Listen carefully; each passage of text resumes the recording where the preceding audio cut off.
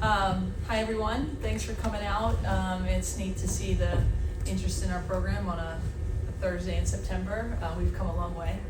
But just wanted to meet with you guys, and I know didn't get a chance over the summer to do a formal update. And this fall, we're going to get rolling pretty quickly here, so just wanted the chance with our local media just to touch base and give you a chance to ask some questions. It's been a really good summer and start to the fall. It's been busy for me. Those two things aren't mutually exclusive. Like usually busy and really good, kind of live in that same world. But I think the summer, was energizing for our staff and our players, and then rolling into fall here, we're still in the fall like access, which is a little bit less, and then we'll kick into gear with the beginning of the season training camp, the 42 days before we play a game on September 23rd. So eagerly awaiting that when it's all basketball all the time. We're really excited about our group. I think we're getting better all the time, and the standards remain the same. The expectations remain the same, even though some faces are different. I know one of the incredible questions will probably be about Juju. She's doing great. I just saw her in the training room. She was, with the team all summer, all fall, doing everything, around the team, that she can, but relative to her rehab schedule. So she's doing well. I don't have too much more to elaborate on that. It's a long process, and just trying to be here for her to make sure this time when she's not, able to play the game, that I'm still what she needs me to be, and that she's able to get everything out of this time to make her a better, stronger person and player. And I think she's really embraced that. And she's been an incredible teammate. So that's the update there. I have no other update in terms of timetables. So just to preemptively say, I don't know anything else other than she's attacking her rehab and in a really good place with that. I can take questions on the other players and everything else, but we're super excited for the season to get going. I know the schedule just dropped, so that's of note as well. Yeah, we'll start with Ryan and pass it to CC and Jordan. And I'll go. Hey, Lindsay. Hi. Knowing that you would be without Juju at least for a significant part of the season, how did that color how you were able to build this team with transfers in the offseason? Yeah, I mean, obviously, the spring was just a lot going on, and I think that's just the nature of college athletics now, that in the spring or in the postseason, you're going to have to retool a bit, right? Our starting front court was in the WNBA this summer. How cool is that, right? Kiki, shout out to her all-star and all-rookie season, which is phenomenal. And equally proud of Rhea, who was on the Connecticut Sun roster all season, and when they practiced up here, her coaching staff and front office raved about her.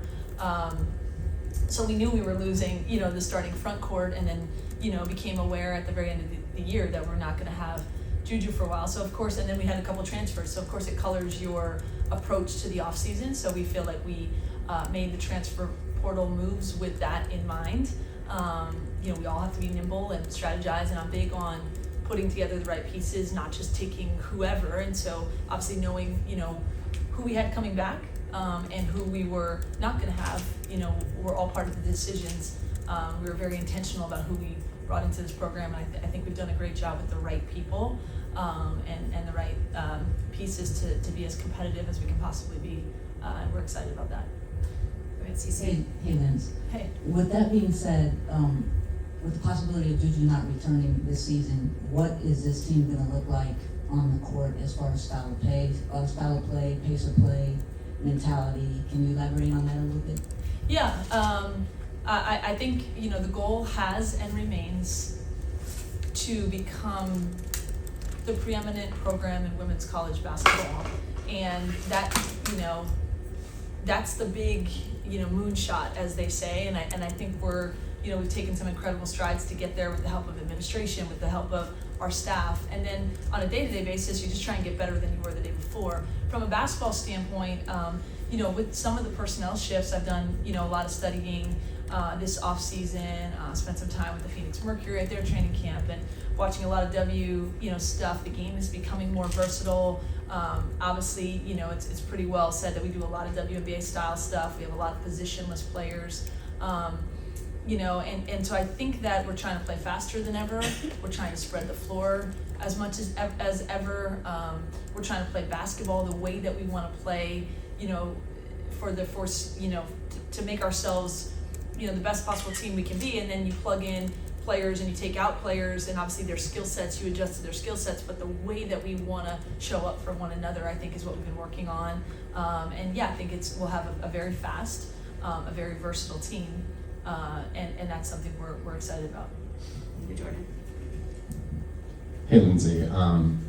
With Juju, like unsure when she could come back, how does that kind of change like how you construct the offense and the defense, and kind of like how it goes versus, you know, knowing that she's not going to be here, to the possibility of like, oh, she could come back? Like, is it kind of a struggle figuring out what's going to work best when she's not here versus when she's finally going to come back? I mean, no, it's not a struggle in terms of, you know, what we're going to run and how we're going to play. I mean, look, you know, obviously it's been an incredible thing to have, you know, sort of the most lethal scorer in college basketball on your roster, but we have never been like, okay, Juju's here, so we're going to only do this or only do that, right? Like we're, you know, we do a lot of stuff in transition, we do a lot of stuff out of reads, we do a lot of stuff out of spacing, and then you learn people's strengths, right? And so when you have, you know, a Kiki, it's, hey, let's try and, you know, manipulate the court to get her here. When you know Juju's good at this or that, or, you know, Kennedy, and now, you know, Jazzy, London, whoever, like you put them in their spots and then you figure out who's good at what, and sometimes you're, you know, more trying to control the look, and other times it's happening in flow. But you know, there's no one else that's going to step in and be Juju and do what she does. But I think the way that we want to play will hopefully empower and put the entire team on a platform to do what they do well. And then, you know, when you're able to, you know, plug a Juju Watkins back in, it only makes you, you know, more lethal. Or when you add players that come in as recruits, or, you know, as players in our program develop, the idea is to, you know, be really hard to guard no matter who's on the floor. And then obviously, you know, you want to have as much talent as possible in those spots as well, and do the best that you can to, you know, feature those talents that people have. But the way that we're trying to play, I think, is certainly the focus of the fall, right? Like, is that ball moving? Are we creating open threes? Are we creating easy twos? Are we getting to our spots in the mid-range? And that's really what it's been about from a basketball standpoint. And then it's been about mental and physical toughness and fitness, because I do think, you know, that's really important to our program, to be the fittest, most athletic team, you know, in the country. And we have a great strength coach. We have players that buy into that. We have a great athletic trainer. And so that's as much as the summer and fall as the X's and O's. It's kind of the two things working together, and our players have really bought into that. Hi, I'm Haley from the OC Register. London Jones was one of the attention-grabbing transfers that happened, so I'm kind of curious as to if you can give some insight as to how that all came together and what she's adding to your team right now. Yep. So one really cool thing that happened this summer, I should probably try and find it here, but you can ask Ryan over there. My phone has so many things on it you wouldn't believe. Like, I don't, like, it's like I'm losing all the memory because I have so much stuff. So I was going through trying to delete some things, and I found a voicemail message from June of 2019. That's Wow. is that 6 years ago, or 5.5 years ago? Yes. So if London's 21 now, she was what, 15 years old? And it was a message on my phone. It was the day I'd accepted the Cavs job. And it's London on my voicemail saying, "Hi, Coach Lindsay," because she sounds like a 15-year-old. "Just wanted to say I'm so happy for you. Congratulations, and don't forget about me." How crazy. I played it for her. We were both like, oh my gosh. So I've known her since I was the coach at Cal. And she says, you know, if I hadn't left Cal, maybe things would have been different. But obviously I was super happy, you know, for her when I was with the Cavs that, you know, she went to the other school in LA and had a good career. But obviously there's a relationship there. And, you know, when she went into the transfer portal, you know, there was some honest conversation about, you know, does she fit here, and does she fit here with what, you know, we need from her. And having a relationship prior to that obviously helps in terms of just knowing people as humans. But every decision we make in the transfer portal is really about fit, is what you can do and what you're looking for consistent with what we think that we need, right? It doesn't, you know, mean that anyone else's previous school wasn't good for them or whatever. It's just everyone's trying to find what, is the next best thing. And so that relationship in the past, I think, helped there be a comfort zone, but we knew that we were gonna need, some of the things that London brings. And I also think we're gonna give her an opportunity to maybe do some different things that she hasn't done, in the past couple of seasons. And so, she's someone that we're really excited to have. She's worked really hard this summer. It's a lot to take on a new system in a short amount of time, and she's embraced that challenge, and she's definitely gonna be a significant part of what we're trying to do here. We'll go Cameron, and then Ahmad, and I'll bring it back up. Hi, Coach. Cameron from the Next. Wondering if you could talk a little bit about anything that surprised you this summer with players. And then secondary, the schedule we just got the schedule in our inboxes like 12 minutes ago, but can you, is there anything that you have circled on the calendar aside from obviously like UCLA? So the surprises of the summer or the beauty of this job is like it's ever kind of changing. There's always growth, there's always things that you expect and don't expect, and that's great. Gosh, I can think of a lot of them. I would say one of the first things is that I think every player here would tell you there's a good feel to it, right? That there's a really good chemistry authentically and naturally, which is great. I think that the returning players and the new players have meshed really well. I think that I could talk about any number of people, but Kai Milton is probably one of the less heralded transfers. Probably a lot less publicity, but she's had a heck of a summer and really fit in here with less fanfare, I should say. But really, all of our transfers have come in. I mean, London and Cara Dunn provide veteran leadership, even though they're new here. Cara Dunn was a first-team All-ACC performer, and played on a really good Georgia Tech team, and so you get kind of some leadership from new people, which is great. A lot of you guys saw Kennedy Smith perform on the AmeriCup team, and I think that was significant in that. Kennedy was age appropriate for the U19, and she went ahead and got invited to the AmeriCup, which is there's no age, it's just the best college players, returning to school, and went ahead and earned a spot on that team and earned a really, I think, important role on a team that won a tough gold medal. So that her growth has been great. I mean, I could go through all the players, right?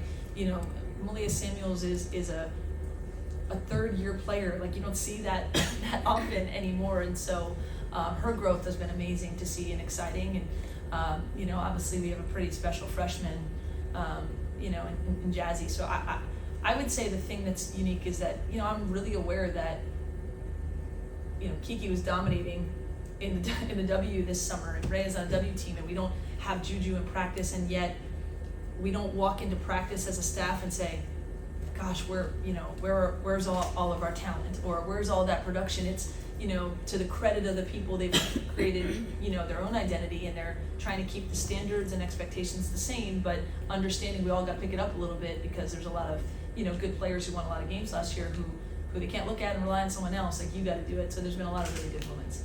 And then the schedule, I mean, you see it. We scheduled really hard.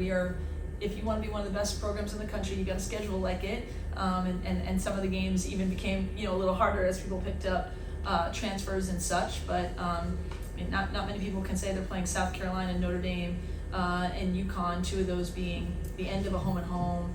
And South Carolina being the beginning of a home and home. They're not at home, but at a marquee arena here, and then one the following year on their side, of town, or their side of the country. And then with the Big Ten coming out, the Big Ten's hard, and now we'll just flip who's home and who's away. Obviously, the UCLA games always stand out, but I think, we're gonna have tough road trips. I think we proved last year that if you show up ready to play, it doesn't matter where you are. Got to do that again. The end stands out as being really difficult, where we go, Ohio State, Penn State, right back for UCLA, right at the end. But really, there's hard games all around that we're excited, to prove ourselves ready to handle whatever comes. Ahmad. Hi, Lindsay. Hi. One of the most kind of unconventional additions that you guys had was Gerda Yeah. from Lithuania. Yep. How did that come about, and what kind of drew you to her game, and what she can do for this team? Yep. So I'm sure most of the time we'll just refer to Gerda, but I promised her I would say Raul Shatite. That's pretty good. I think that's pretty good. But you can check me on that when she says it. Yeah, again, when constructing the team, we knew that size and the front court was going to be important. I don't think any of us, said, okay, we have to go, find one person to give us 18 and 10 like Kiki, but I think as a group, we need, production in different ways. And we felt like going overseas and getting someone who had a lot of experience. While she's new here, she's 21 years old. She was the Lithuanian Player of the Year, on the male side. It was Domantas Sabonis, right, like for their national team. And so, she's a little different probably than our other front court players. She's experienced, she's skilled. While everything will be new for her, I don't think she'll be afraid of the competition or whether it's physicality or skill. So we thought that was really important to go get, one more post player, and overseas felt like the thing that made the most sense for us given the rest of our roster. But we're also really excited. Vivian Iwuchukwu had a great summer. I don't know if you guys know, but her freshman summer, right when she got here, she had an injury that required surgery, and so she kind of missed the summer and then was healthy to play. And then Laura Williams was healthy in the summer and then got hurt with, an ACL injury early in the season. So those are some, young athletic bigs we're excited to have. And like I said, Kai's had a really good summer, but Gerda in that mix as well. We feel like there's a post group that's going to be able to be productive for us, even if it looks a little different than the faces that you got used to seeing last year. Obviously, Clarice and Rhea were here for 4 years, and then Kiki was such a major impact player off the bat.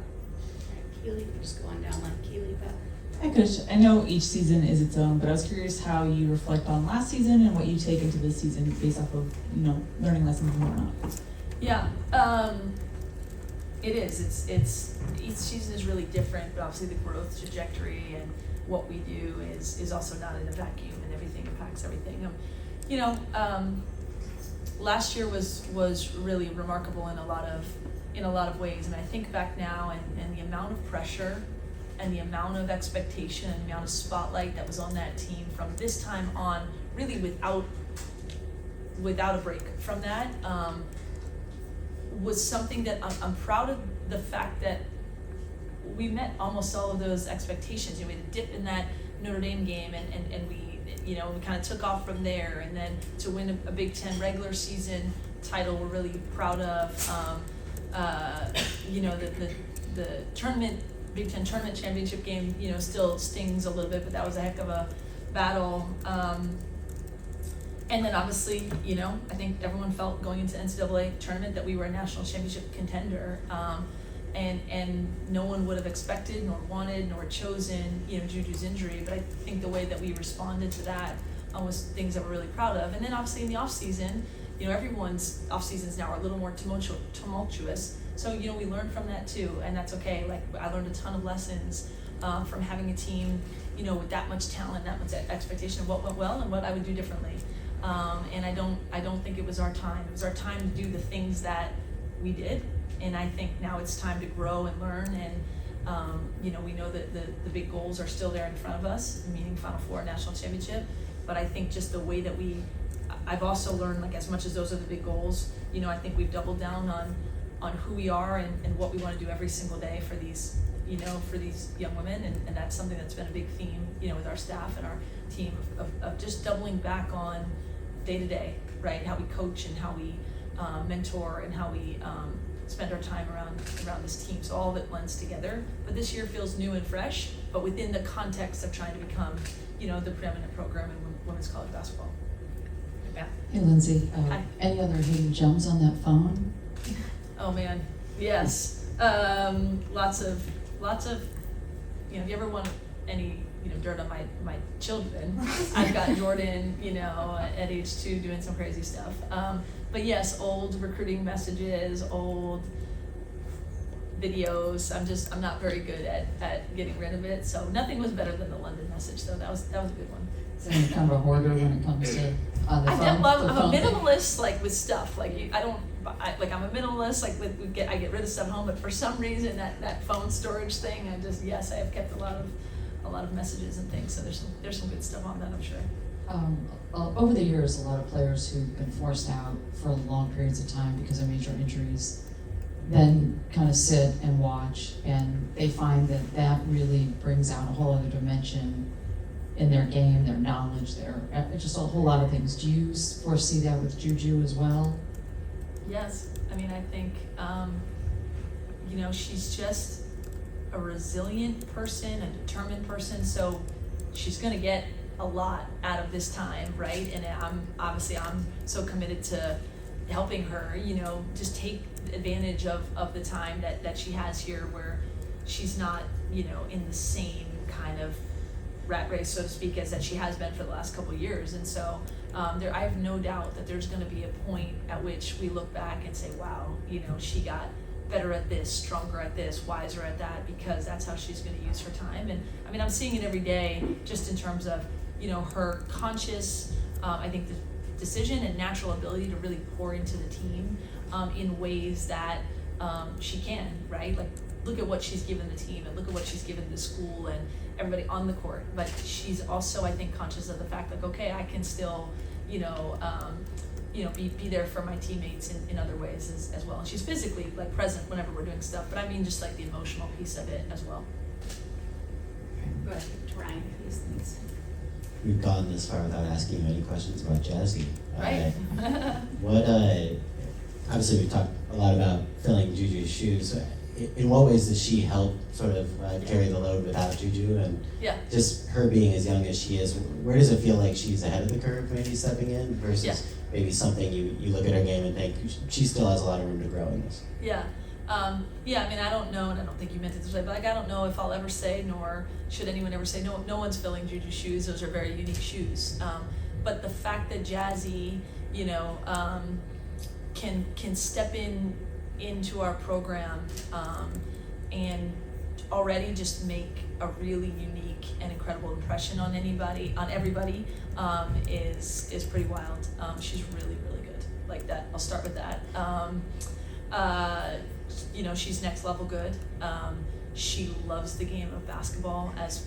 There's a lot of similarities with Juju in terms of, there's a stardom around them, but they weren't, social media stars or, TikTok people who have to play basketball. They are hoopers who, are going to get attention because, of their basketball and who they are as people. So she's an incredible worker. She can, we've had X number of summer workouts and X number of fall workouts, so I'm only dealing with that data and also just knowing her for several years, but her impact on the basketball court just comes in a lot of different ways. She glides, she's very fluid, she can score it, she can pass it, she impacts the game defensively. She comes in ready in a way that is very unique for someone her age, and so we're super excited. We know that we've got something special with her, but also, it's within the fabric of the team that we're trying to create something together.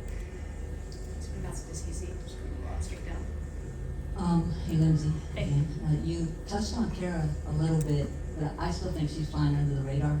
Can you talk to us about her impact, what she's gonna bring to this team? And then second, defensively, we have a lot of defenders on this team, a really good defensive guard set.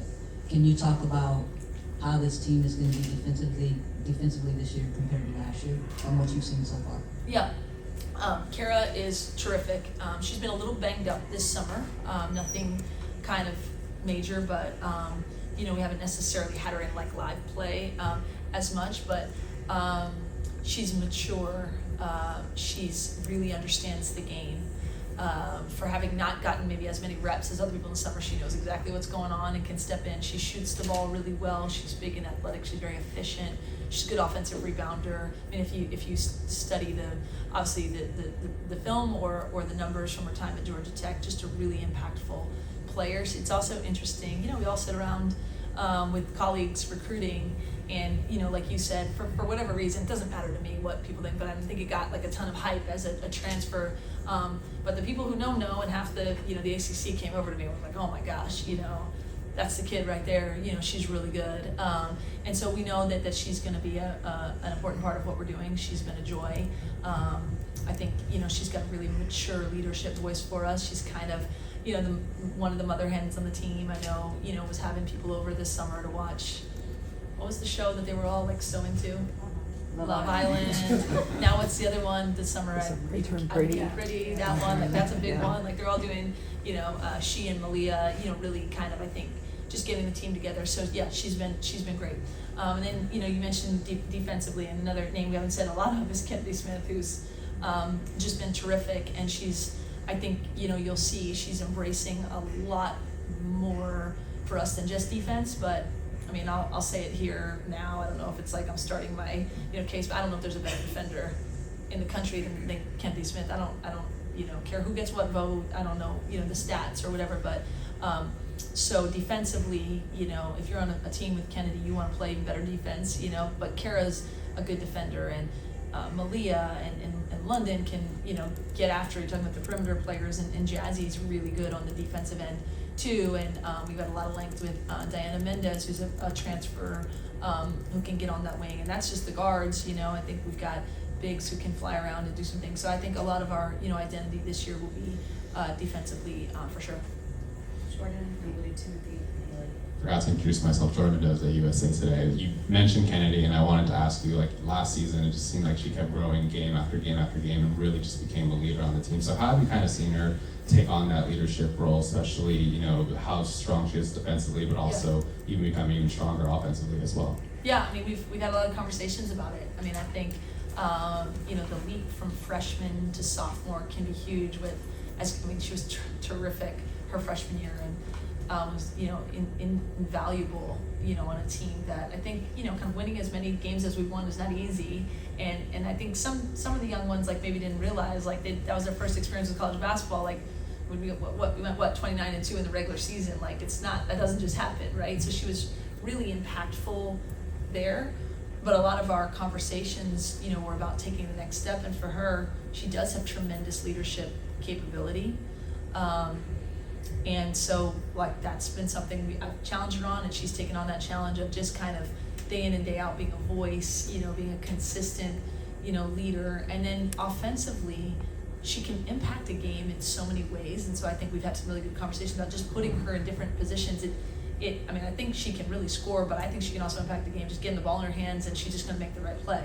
It might be a pass, it might be a hockey assist, it might be, scoring in the paint, it might be scoring from three. But there's a lot of different ways I think we can utilize her, and it just comes with that growth of being from sort of like a freshman who's really thrown in the fire in critical situations to now being a sophomore that we're going to put more on your plate in terms of bringing others along and being the leader. And I think she really is ready for that, and that's going to be an exciting thing for us as well. But she's a special player. Timothy Parker, Spectrum Networks, LA, excuse me. You mentioned last year the intensity that was on the team, all the eyeballs. But this roster still loaded this year, even with Juju on the shelf for a while. Are your expectations just as high as they were last year, just without like all the madness that sort of surrounding it? How do you feel about the roster, even without Juju right now? Yeah, I think it's even more important, I think, on a day-to-day basis. What I've learned and decided is just to focus on the championship level standards every single day. We've talked with the team. I think externally, the expectations will be less. I don't care, but I haven't seen us in a lot of people's, polls or, predictions, and good, right? Good. We'll figure out a way, I hope, to overperform. But with the team, right, it's about our standards are going to be the same. We're going to find a way. We have to find a way to play an elite level of basketball. I think, there's probably going to be some people who are focused on the future, and we're really excited about our future. We can't really comment on it, but we know we got people coming in, and Juju's going to be back at some point, but I would do a disservice to this group right now if we weren't coaching the heck out of them right now and saying these are the goals and these are the standards today, and I think this team is going to really embrace that. And you're right, we have a lot of pieces and we have a lot of talent, and it's going to look, it has to look a little different than last year because there's a lot of different faces. But I think this team is going to be hungry to do something together, and yeah, our goals remain the same. And I told them, we put a schedule in front of us. This is not, prep for some future year. This is for the right here and right now, and we'll attack it, and we'll, hopefully achieve what we're destined and capable of achieving. Last question here with Haley. So not only are you playing South Carolina, but you're also playing them at Crypto and on Fox, and we know women's college basketball has been on the scene and in the spotlight for quite some time, but does this seem like an especially big opportunity? Absolutely. I think those of us who kind of have these chances recognize, the platform that we have and trying to take advantage of it. And so when the organizers of that game, I think a lot of people were interested in like the real SC kind of conversation, and obviously so much respect, for Dawn Staley and, and her program. And so would have probably wanted to play them one way or another, but to get a organizer who said, no, we can put this game in Crypto, and we can put this game in Crypto without it being a doubleheader or without it being a men's, team anchoring it. Like, we want these two premier women's basketball teams in Crypto, and that was something that I think both of us jumped at that opportunity. So, we recognize the platform we have, a lot of respect for the people who see it, and want to give women's basketball kind of that opportunity. And so, yeah, we think that that's cool. I'm also really into doing, home and homes too. Now there's all these opportunities to go play in other events, and we'll do that. But at times we'll make sure that we have, home and home games too. But I think it's really special for our team to be a featured game at Crypto where the Sparks and the Lakers play. It's a really neat thing, and I'm definitely aware of what that means for our game and our place in that.